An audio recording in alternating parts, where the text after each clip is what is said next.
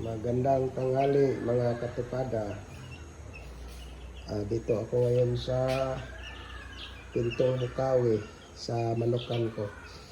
Tapos itong sisiw ko galing sa bahay. Dinala ko muna dito kasi walang maiwan dun sa bahay. Pag umuwi rin kami bukas o sa Lunes, dalhin din namin to.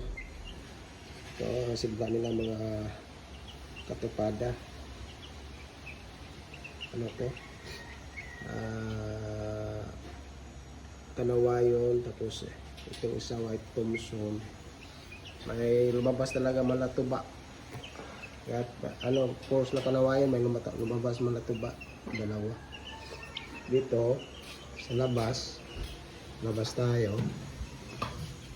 May mga manok ko dito na iba sa bahay.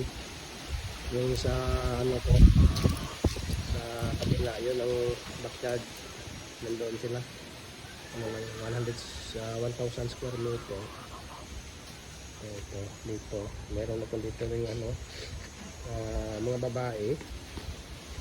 Siniparate ko dito ako katupada. Pakita ko sa mga katupada. Ito lang to sa gilid ng bahay ko dito.